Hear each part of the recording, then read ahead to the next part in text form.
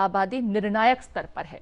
64 साल की द्रौपदी मुर्मू की जीत देश की आगामी राजनीति को किस तरह प्रभावित करेगी, इसी को लेकर आज बड़ी बहस।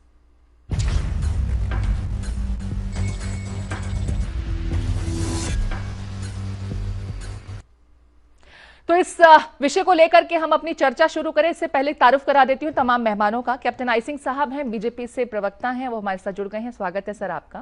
कांग्रेस पार्टी की नुमाइंदगी कर रहे हैं मनोज तिवारी साहब, स्वागत है आपका। रमेश श्रीवास्तव जी आम आदमी पार्टी की नुमाइंदगी कर रहे हैं, आपका भी स्वागत है।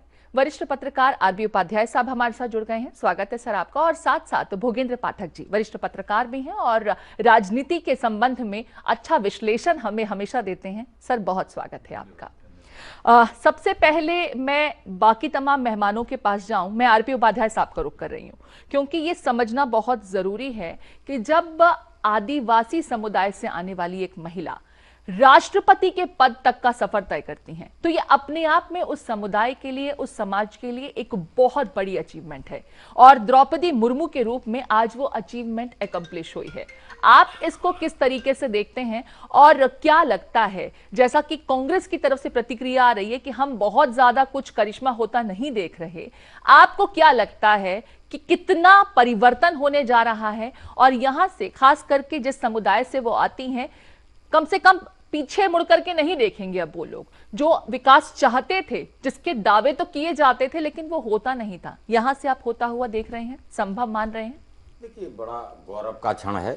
जो भी आदिवासी हैं और समुदाय से आते हैं, तो उस समुदाय को पहली बार बीजेपी ने एक शीर्ष पद पर आसीन किया है। तो स्वाभाविक है, उड़ीसा में भी, झारखंड में, जहां देखेंगे आप जश्न हो रहे हैं, मैं देख रहा था जी। तो स्वाभाविक है गौरवान्वित होना। अब देखिए, आगे के लिए एक साफ मैसेज है कि विपक्ष जो कहता था कि हम एकजुट हैं, तो विपक्ष की एकजुटता पर कहीं न कहीं प्रश्न चिन्ह लगा है। और मैं समझता हूं इसके बाद बहुत सारे नए समीकरण बनेंगे और नए कुछ समीकरण जो बने हुए हैं वो बिगड़ेंगे जी। तो राजनीति का जो स्वरूप है वो भी बदलेगा। उधर बीजेपी पूरी कोशिश में है कि जहां लगभग 95-96 सीट ऐसी हैं प्रीति, जहां पर डिसाइड फैक्टर हैं।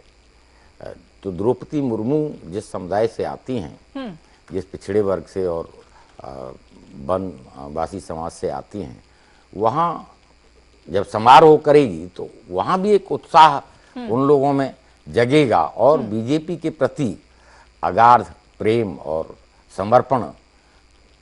तो वो जो 90-95 सीटें हैं वो 2024 में जाके एक बड़े फायदे में दिखेंगी। जहाँ छोटे छोटे रीजनल दल वोट लेते थे, वो वोट अगर बीजेपी को मिलता है तो 2024 की तस्वीर भी बदलेगी। और रहा देखिए, राष्ट्रपति का जो पद है एक संवैधानिक पद है, एक गरिमा है उस पद की, तो वहां से कोई हम ये बहुत ज्यादा उम्मीद करें वो संभव नहीं होता। लेकिन सत्ताधारी दल की कोशिश होती है कि भी उसका जो काम काज है उसमें कोई बाधा न उत्पन्न हो, इसलिए वो अपने कैंडिडेट को जिताने के लिए पूरी कोशिश करते हैं। भले विपक्ष के पास एक मौका था, अगर विपक्ष अच्छी तरह से मैं समझता हूं अगर लड़ता इस इलेक्शन को तो बहुत कुछ संभावनाएं विपक्ष के लिए भी थी। लेकिन विपक्ष न तो मजबूती से इलेक्शन को लड़ा, औपचारिकता दिख रही थी। जहां कांग्रेस की जिम्मेदारी बनती थी तो कांग्रेस ने आगे आकर वहां फील्डिंग नहीं की, या जिस तरह से संपर्क साधना चाहिए था वो संपर्क नहीं साधा गया। अदरवाइज प्रयास किए जाते तो मैं समझता हूं कि परिणाम कुछ उलट हो सकता था। सर, इसके अलावा क्रॉस वोटिंग जैसी घटनाएं भी हुई, जो खुद जिस व्यक्ति को कैंडिडेट को कॉइन कर रही थी जो पार्टी, उस कैंडिडेट को डिफेंड करने के लिए इनकी खुद की पार्टी भी इनको सपोर्ट नहीं कर रही थी। कई राज्यों में क्रॉस वोटिंग जैसी घटनाएं भी सामने आई, इससे भी आप एक बहुत बड़ा फैक्टर मानते हैं? देखिए, ये भी एक बहुत बड़ा फैक्टर है और स्वाभाविक है, होता है राष्ट्रपति के चुनाव में क्रॉस वोटिंग या उपराष्ट्रपति के चुनाव में क्रॉस वोटिंग, कोई नई बात नहीं है। लेकिन नया तो ये है कि पॉलिटिकल पार्टियों ने अपने आप को बदला। शिवसेना जहां भी कांग्रेस के साथ गठबंधन में थी, वहां भी द्रौपदी मुर्मू जी को समर्थन देना, और बहुत सारी पॉलिटिकल पार्टियों ने इसलिए समर्थन दिया प्रीति कि जो वोट बैंक बैंक है उस पर कहीं बीजेपी काबिज न हो जाए, हम कहीं पीछे न रह जाएं, तो उन्होंने आगे बढ़कर, आगे आकर, जबकि वो विपक्ष का या जो यूपीए है उसका पार्ट थे, लेकिन अपने वोट बैंक की चिंता के लिए आगे आकर उन्होंने द्रौपदी मुर्मू को समर्थन दिया है। योगेंद्र जी, इसे मास्टर स्ट्रोक मानते हैं आप बीजेपी का? क्योंकि जिस तरीके से आदिवासी समुदाय से एक ऐसे चेहरे को चयनित करना जिसके नाम की शायद खुद उन्होंने भी कल्पना नहीं की थी, जब उनके नाम को प्रोजेक्ट किया गया तभी से यह माना जाने लगा था कि द्रौपदी मुर्मू का जीतना तय है। उनको पक्ष ही नहीं बल्कि विपक्षी पार्टियों का भी समर्थन मिलने लगा, बल्कि वो पॉलिटिकल पार्टीज जो किसी दूसरे कैंडिडेट को, यशवंत सिन्हा के नाम को कॉइन कर रही थी, उनको बैकअप दे रही थी। लेकिन जब द्रौपदी मुर्मू का नाम सामने आया तो उन्होंने भी कहा कि अगर हमें पहले मालूम होता कि एनडीए की ये कैंडिडेट हैं तो हम कभी भी अपनी तरफ से ये नाम सुझाते तक नहीं। यानी कि द्रौपदी मुर्मू का जीतना तो पहले ही तय था, मात्र औपचारिकताएं रह गई थी। इसको बीजेपी का मास्टर स्ट्रोक मानते हैं चुनाव से पहले आप? देखिए, सब बीजेपी का तो मास्टर स्ट्रोक है ही। सबसे बड़ी बात क्या है, देखिए, भारतीय संस्कृति कहती है यत्र नार्यस्तु पूज्यन्ते रमन्ते तत्र देवता। हम तो देवता से ज्यादा देवियों की पूजा करते हैं, लेकिन उस नारी की जो समाज में निचले पायदान पे हैं, जिनका वर्चस्व नहीं है आर्थिक रूप से, सामाजिक रूप से या सत्ता में हैसियत के रूप से, उस नारी को अगर आप ऐसी जगह बिठाते हैं जो सत्ता का शीर्ष है, उसी को कहते हैं जहां नारियों की, उस नारी की जब पूजा होगी तो वहां देवता भी विराजमान होंगे। यानी अच्छा सद्भाव आएगा, अच्छा विकास होगा, अच्छी संस्कृति आएगी और मिलजुल कर सद्भाव के साथ रहने की जो भारतीय परंपरा है उसको बल मिलेगा। और ये हुआ है। सबसे बड़ी जीत तो भारतीय संस्कृति है, संस्कृति की है, जहां पर एक ऐसी महिला को हमने बनाया है जो ऐसे समाज से आती हैं जो सत्ता में सदियों से छुपी हुई रही हैं, जो जनजाति। अब देखें सबसे बड़ी बात क्या होगी। देखिए 8.6% जनसंख्या है आदिवासियों की, लगभग 10 लाख 10 करोड़ लोग हैं आदिवासी के, है ना। संख्या थोड़ी अधिक भी बढ़ गई होगी जी। तो इनका जो झुकाव है वो किधर होगा? बीजेपी की तरफ होगा। इसलिए यह सम्मान किसने दिया है? बीजेपी ने दिया है।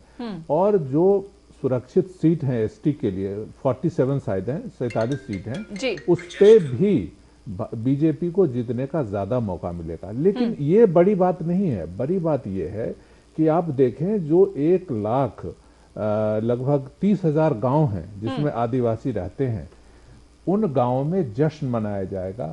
उन गांवों में लोगों की जश्न तो सर नतीजे आने से पहले ही मनाया जाने लगा था, और नतीजे आते आते तो फिर इसे एक त्योहार की शक्ल जो है, ये जश्न तो कड़ियों में मनाया जाएगा, त्योहार की शक्ल ले लिया। इस तमाम जश्न के जो तस्वीरें आ रही थी देश के अलग अलग हिस्सों से, मनोज जी का मैं एक बार रुक कर लेती हूँ, क्योंकि चर्चा से पहले जब उनसे शुरुआत में बातचीत हुई तो बहुत ज्यादा वो प्रभावित नहीं दिखाई दिए। मनोज जी, ऐसा क्यों? ज्यादातर लोग तो द्रौपदी मुर्मू के नाम को लेकर के न सिर्फ सहमत दिखाई दिए शुरुआत से ही, द्रौपदी मुर्मू का चुनाव पहले से ही तय था, नतीजे के आने वाले ये पहले से ही प्रेडिक्टेड थे। फिर इस तरह का रिएक्शन या जो एक प्रतिक्रिया आपकी तरफ से मिली, क्या कांग्रेस पार्टी हमेशा विपक्ष की ही भूमिका निभाना चाहती है? कभी सकारात्मक भी तो विपक्ष की भूमिका में आप लोग बैठ सकते हैं? पूनम जी, सबसे पहली बात ये है कि प्रीति जी माफ कीजिएगा, एक बात मैं आपको स्पष्ट बोलना चाहता हूँ। कांग्रेस एक धारा है और ये धारा भारत की लोकतंत्र के साथ जुड़ी हुई है। ये लड़ाई हमारी किसी पद के और संवैधानिक पद पर कौन आसीन होगा, ये भारत का चेहरा होगा। यहाँ लड़ाई ये थी कि कौन सी व्यक्ति जो है, भारत की जनता ये देखना चाहती थी कि इस संवैधानिक पद पर कोई ऐसा व्यक्ति बैठे जो भारत की संस्कृति, भारत की व्यवस्था और भारत की लोकतांत्रिक ढांचे को समझता हो। आज की परिस्थितियों में जो लड़ाई थी वो लड़ाई यशवंत सिन्हा जी और द्रौपदी मुर्मू जी के बीच में थी। हमारी कोई व्यक्तिगत लड़ाई द्रौपदी मुर्मू जी से नहीं है। हमने ये बोला कि आज ये सोचना है कि सरकार का कोई नुमाइंदगी, सरकार की व्यवस्था हाँ में हाँ मिलाने वाला कोई व्यक्ति आसीन होगा या देश की व्यवस्था को समझने वाला कोई व्यक्ति सत्ता पर आसीन होगा। दूसरी बात नहीं, मैं आपको बहुत छोटे पायदान से शुरुआत किया उन्होंने राजनीति का सफर और फिर राज्यपाल तक की सीढ़ियां वो चढ़ी हैं। उसी पर मैं आपको बताता हूं, हमारे राष्ट्रपति के साथ वो मिलने के लिए दिल्ली पहुंची थी तो उन्होंने कभी सोचा नहीं था कि उन्हें इतना बड़ा मौका मिलेगा। प्रीति जी, आपको ऐसा क्यों लगता है कि वो नहीं समझ पाएंगे व्यवस्था? मैं बताता हूं आपको, भारतीय राजनीति में हर व्यक्ति जो इस पद पर पहुंचा है उसका सब लोग राजनीतिक इतिहास जानते हैं। अभी वो राष्ट्रपति निर्वाचित नहीं हुई है, घोषित नहीं हुई है, मुझे कहने का हक है। 1960 से 2019 तक इस भारत में जो लोग आज कह रहे हैं कि आदिवासियों की समस्याएं और आदिवासियों का एक स्वरूप है, 1960 में सबसे पहले आदिवासियों के लिए कांग्रेस की सरकार ने कानून लाया था। उसके बाद से जब मुर्मू जी का राजनीतिक इतिहास शुरू होता है तो चले आते हैं 2006 पे। 2006 पे वनाधिकार कानून आया था। उस वनाधिकार कानून के लिए कांग्रेस ने बहुत ज्यादा पार्लियामेंट में बहस कराई थी, जिसका विरोध भारतीय जनता पार्टी ने किया था। तीसरी बात मैं आपको कहना चाहता हूं, द्रौपदी मुर्मू आदिवासियों का प्रतीक नहीं है। इसलिए नहीं है कि इस देश में 10 करोड़ की आबादी जो है आज, उसकी बहुत मूलभूत समस्याएं रही हैं। उन मूलभूत समस्याओं को भारत के लोगों को देखना है कि ये जो रिप्रेजेंटेशन दिया जा रहा है आदिवासी वोट के नाम पर, उनका कोई संघर्ष आदिवासियों के लिए रहा है क्या? कोई नहीं रहा है। तो और नहीं, मैं एक सीन, मेरी बात को पूरा कर लेने दीजिए। द्रौपदी मुर्मू जी सिर्फ संवैधानिक पद पर आसीन नहीं रही हैं, उसके अलावा वो नेता भी रही हैं। और उस नेता रहते हुए आपको याद होगा एक घटना घटी थी सुकमा में, जिसमें 121 आदिवासी जेल गए थे। उनकी प्रतिक्रिया, ना उनका कोई आंदोलन, ना उनका कोई योगदान। ये तो वोट की राजनीति है। हर व्यक्ति आज की तारीख में जानता है विगत 8 वर्षों में भारतीय जनता पार्टी ने इस भारत की राजनीति का सत्ता का स्वरूप और चेहरा बदल दिया। अच्छा चलिए, आप द्रौपदी मुर्मू, हालांकि इस डिबेट में मैं जाना नहीं चाहती थी, इस डिबेट में मैं जाना नहीं चाहती थी, क्योंकि आज मुझे लगता है कि पूरा देश खुद को गौरवान्वित महसूस कर रहा है। नहीं, देश के लिए समुदाय से आने वाली महिला का विषय है कि हमें नया राष्ट्रपति मिलेगा, जो शायद कभी देश के लिए बहस का भी विषय होना चाहिए कि हमारा राष्ट्रपति कौन है। भी देश के लिए एक अचीवमेंट है। लेकिन सर मुझे ये बताइए, नहीं, ये देश के लिए कांग्रेस पार्टी जिस नेता को प्रोजेक्ट कर रही थी जी, पिछले काफी समय से, वो तो खुद हाशिए पर पहुंच चुके थे। अगर वो इतना ही सकारात्मक कंट्रीब्यूशन देश के विकास के लिए देते होते तो उस पॉलिटिकल पार्टी से जिसका वो ताल्लुक रखते थे, जिससे ताल्लुक रखते थे, आज उनका ये हश्र तो ना होता। मैं आपको बताता हूं, आप ये सुन लीजिए, ये इनका सवाल मेरे से था, मैं उसका जवाब दे देता हूं। प्रीति जी, 2 व्यक्ति में लड़ाई है, देखा जा रहा है इन दोनों व्यक्तियों में योग्य कौन है, कोई तीसरा व्यक्ति तो था नहीं।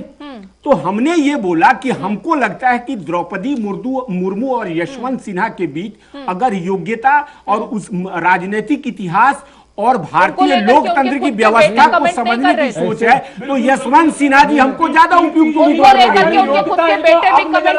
तो यही यशवंत सिन्हा टीएमसी में चले गए, उस टाइम कांग्रेस ने क्यों नहीं ले लिया? सांसद बना देते आप। ये हमारा विषय नहीं है कि यशवंत सिन्हा किस दल में जा रहे हैं। आपका तो प्रश्न ये होता है, आप ये देखिए ना, छोड़ने के बाद लड़ाई विचारधारा की है और इस देश की जनता को ये जानने का हक बनता है। लेकिन चुनाव अमेरिका में भी होता है, चुनाव दुनिया के अन्य देशों में भी होते हैं। हर लोकतांत्रिक व्यवस्था में इस देश की जनता को राजनीतिक परिप्रेक्ष्य में नहीं ले जाना चाहिए। ये देश के लिए बहुत नुकसानदेह है, बहुत नुकसानदेह है। और मैं आपको बताता हूँ कि बहस होना चाहिए राजनीतिक दृष्टिकोण से। 15 वर्ष सकारात्मक तरीके से चर्चा करें।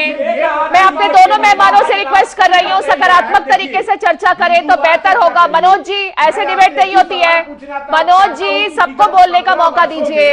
भारतीय जनता पार्टी ने इस देश के आदिवासियों के लिए किसी राज्य में रहनुमा कोई कांग्रेस कानून, पार्टी थी। कोई व्यवस्था दी है क्या? बता नहीं दीजिए। मनोज जी मुझे अब ये बता बताइए। दीजिए ना, मनोज जी मुझे ये बता दीजिए, अगर जी। आदिवासियों की रहनुमा कांग्रेस पार्टी थी तो देश में बिल्कुल, इतने सालों बहुत तक काम क्यों किया हमने, आदिवासी अभी भी बहुत पिछड़े काम ही किया रह हमने। गए? बताइए, डाटा आखिर बताएं। क्यों आदिवासी समय अभी भी दीजिए पिछड़े ना, मैं रह आपको गए? बता देता हूँ राज्यवार कितने डाटा। कितने मैं आदिवासियों बताता को हूँ, आपने शीर्ष पदों पर आसीन किया? गुजरात में जो मोदी जी का प्रदेश है, जी। अरे एक सुनता लीजिए, आपको आदिवासी को सुनना आपका नहीं है। पार्टी का अध्यक्ष देखिए हम बनाया, कांग्रेस के बताइए। लोग हैं, नहीं, पढ़ लिख के बताइए। आते हैं, मुझे ये बताइए ना मनोज जी, पता है राज्यवार डाटा देंगे अगला आपको। कांग्रेस ये का अध्यक्ष राइफल कोई राउटी से मनोज काम जी, नहीं चलेगा। मनोज जी ये कांग्रेस राइफल पार्टी, राउटी से काम चलिए आप नहीं नाम चलेगा। गिनाइए। कांग्रेस का क्या आपके कोई गुजरात में आदिवासी जिस होगा? जहां से आप मोदी बताएं जी जरा। आते हैं, आपको पता नहीं है? होगा। आपको पता है क्योंकि देश आपके का यहाँ सिर्फ सबसे राहुल बड़ा ऐसी डिबेट नहीं होती है। झारखंड के बाद ऐसी डिबेट नहीं होती है। आपको पता है? मैं दूसरा अपने ये एमसीआर से आपको रिक्वेस्ट बताना करूंगी, चाहता पीसीआर से हूं, रिक्वेस्ट बीजेपी करूंगी आप मेरे दोनों सकती मेहमानों है। का ऑडियो अरे कम कर दिया बीजेपी, जाए, आप मेरे बताइए, दोनों मेहमानों का ऑडियो कम कर दिया जाए। इस तरह से आपने डिबेट नहीं होती है। समर्थन किया था ना? मनोज जी चर्चा को शालीनता के साथ बढ़ाया जाए। मनोज जी,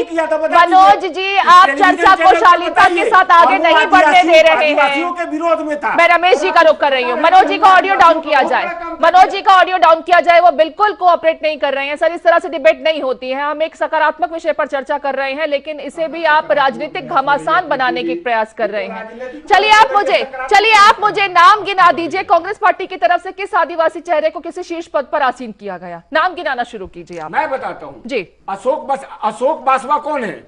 अशोक आप बासवा गिनाए कौन ना है? सर, आपने कहा द्रौपदी मुर्मू को आप नहीं जानते। सर आपने कहा द्रौपदी मुर्मू को आप नहीं जानते। उनका राजनीतिक इतिहास क्या रहा है उससे आप वाकिफ नहीं है, तो आप जिन नेताओं के नाम गिना रहे हैं वो भी बता दीजिए। किसको प्रोजेक्ट हमने किया, किसको हमने? शिबू सोरेन का मदद नहीं किया था। शिबू सोरेन आदिवासी है कि नहीं है? सर वहां पर तो हेमंत आपके सोरेन पास विकल्प आदिवासी नहीं है था कि ना, नहीं है? वहां आप तो कोई मुझे विकल्प ही नहीं बस था। वही बात है, वही बात है। अगर आदिवासियों वहां की तो इतनी विकल्प ही चिंता नहीं था। थी, आदिवासियों की इतनी चिंता थी, तो शिबू सोरेन को आपने मदद क्यों नहीं किया? शिबू सोरेन हमारे दल में तो नहीं पार्टी थे। को प्रोजेक्ट किया था पीएम बनने में। अरे पार्टी को जो है ना मुख्यमंत्री बनाने अनुरूप में। कौन आदर्श होगा आपके? अगर चलिए आपके हमारे साथ- राजनीतिक विचारधारा के अनुरूप रमेश अगर श्रीवास्तव जी आपके भी यहाँ हैं। यहाँ आम नहीं आदमी जाता है पार्टी की भी तो आपका भूमिका विरोधी हो गया। चुनावों में तो बहुत ठीक है, महत्वपूर्ण राजनीति में रही है। विरोध लाजमी है, सर्वोच्च- तो हम भी तो मनोज उसी आधार पर विरोध कर रहे हैं। सर्वोच्च 4 पद हैं, राष्ट्रपति, उपराष्ट्रपति, लोकसभा अध्यक्ष और प्रधानमंत्री। इसके इस इन पदों के लिए आपने कभी प्रोजेक्ट किया? आप कह रहे हैं कि आदिवासी नहीं है मुर्मू, कैसी बात आप कर रहे हैं? आप योग्यता की बात करते हैं। राहुल गांधी जी मैंने की ये क्या कहा योग्यता बोला? है? आप तो बिल्कुल मोदी राहुल जी की तरह गांधी बोल जी रहे हैं की कि क्या भाई योग्यता मैंने ये है? बोल दिया। नहीं, मैंने नहीं, कहा आप बोला? मनोज जी, मैंने तो ये नहीं बोला। मनोज जी, मैंने जो कहा द्रौपदी जो मुर्मू बीजेपी को के आप पीछे ये कहिए कि रहेगा। आदिवासियों के विकास की वो खातिर आज उनको मोदी प्रोजेक्ट विरोध किया में जा रहा है। रमेश श्रीवास्तव जी का मुझे रुख लगता है करिए। मनोज जी सरकार मेरे ने बाकी आदिवासियों पे मेहमान कोई भी काम हैं, नहीं चर्चा किया। ऐसे नहीं और होती ये है। राजनीतिक मनोज ये जी राजनीतिक बाकी बहस मेहमानों है। को भी बोलने दीजिए। कांग्रेस पार्टी के साथ समस्या ये है कि जहां पर उन्हें अपनी नाराजगी कांग्रेस जतानी पार्टी को चाहिए वहां पर प्रीति जी नहीं जता आजकल पाते। समय कहाँ दिया जा रहा है? आपने अपने नेताओं को कन्विंस कांग्रेस नहीं पार्टी किया। को क्रॉस समय वोटिंग दिया आपकी जाता पार्टी तब से ना हुई कांग्रेस है। ज्यादा तो मनोज जी बोल रहे हैं, कह रहे हैं समय नहीं दिया जा रहा है। कांग्रेस पार्टी को तो बुला करके और कहा जाता है, बोल दीजिए, काट दिया मनोज जाता है। जी क्रॉस वोटिंग कांग्रेस पार्टी की तरफ से हुई थी। चलिए छोड़िए, अब इस डिबेट में मैं आगे बढ़ रही हूँ। मैं रमेश जी का रुख कर रही हूँ, क्योंकि आम आदमी पार्टी की तरफ से भी द्रौपदी मुर्मू के नाम की बजाय यशवंत सिन्हा के नाम को बैकअप दिया गया था। रमेश जी, फिलहाल नतीजे सबके सामने हैं। हालांकि मुझे लगता है कि अरविंद केजरीवाल इतनी समझदारी का परिचय तो जरूर देंगे कि वो द्रौपदी मुर्मू को सहर्ष देश की एक ऐसी सर्वोच्च पद पर आसीन महिला के रूप में रिकॉग्नाइज करेंगे जो आगे चलकर के इस समुदाय का विकास करेंगे। लेकिन आपका एक कमेंट और रिएक्शन में जरूर चाहूंगी। देखिए, यहाँ कहा जा रहा है आदिवासी समुदाय की महिला। जी, मैं कहूँगा देश की एक महिला, पूरे देश की भी गर्व का विषय है कि एक महिला को हमने राष्ट्रपति पद पर चुनने के पथ पर अग्रसर कर दिया है और शायद उनका चुनाव हो भी जाएगा। हमारी तरफ से अग्रिम उनको बधाई भी है। चुनाव में हमेशा 2 पार्टियां होती हैं। अब हमने यशवंत जी को समर्थन दिया था, लेकिन द्रौपदी जी के लिए समर्थन ज्यादा अच्छा था, सर, तो जीत गए। पैरामीटर्स क्या थे? जैसा कि मनोज जी के पास तो सीधे तौर पर विपक्ष की भूमिका में रहना था उन्हें, और क्योंकि एनडीए की सोच के साथ तो उनके सोच इत्तेफाक रखती नहीं है, लिहाजा मरता क्या ना करता यशवंत सिन्हा के नाम को उन्होंने आगे बढ़ा दिया। जबकि नतीजे और जो आंकड़े हैं वो तो सबके सामने हैं। लेकिन आम आदमी पार्टी ने किस सोच के साथ में द्रौपदी मुर्मू के नाम को न चयनित करते हुए यशवंत सिन्हा के नाम को आगे बढ़ाया और उनको सपोर्ट दिया था? मैं ये समझना चाहूंगी आप। देखिए, बड़ा सीधा सा है। ये कहा जा रहा था या अभी भी इस बहस में भी कहा जा रहा है कि उनके राष्ट्रपति बनने से भाजपा को आदिवासियों का 10 करोड़ आदिवासियों का समर्थन मिलेगा। जी। ये बड़े दुख की बात है कि राष्ट्रपति पद के संवैधानिक मर्यादा को तार तार करके उस पद को एक वोट बैंक के रूप में देखा जा रहा है। ऐसा नहीं होना चाहिए। राष्ट्रपति पूरे देश के होते हैं, किसी न किसी समुदाय, किसी न किसी जाति, किसी न किसी धर्म से तो होंगे ही।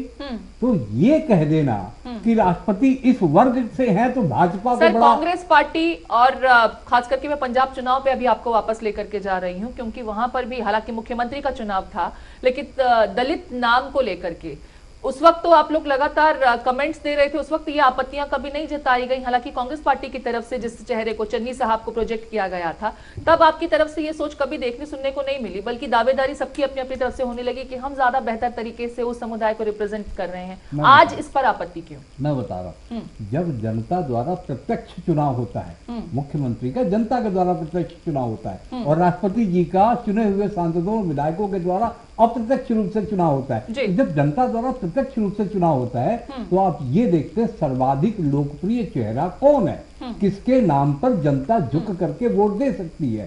तो वहां पर सर्वाधिक, मतलब वहां अगर जाति और समुदाय के बारे में नहीं, वहां जाति और समुदाय की बात नहीं थी, वहां पर सर्वाधिक लोकप्रिय चेहरे की बात थी। विवादम न करो। सर, क्या जाति के आधार पर चयनित नहीं किया था चेहरों को? दूसरी बात ये कही जा रही है कि आदिवासियों का विकास हो जाएगा। अच्छी बात है, सबका साथ सबका विकास होना चाहिए, लेकिन यही राष्ट्रपति पद की उम्मीदवार हैं जो शायद राष्ट्रपति हो भी जाएंगी। राष्ट्रपति पद की उम्मीदवारी से पहले इनके अपने घर गांव में बिजली तक नहीं लगी हुई थी, जबकि ये कुछ पदों को सुशोभित कर भी चुकी हैं, राज्यपाल तक रह चुकी हैं। तो मैं तो नहीं समझता कि ये राष्ट्रपति बन करके जब इनके पास कोई डायरेक्ट एग्जीक्यूशन की पावर नहीं है सर, लेकिन जिन पदों पर वो चुनी गई वहां पर क्षेत्र की जनता ने ही उन्हें चुना था।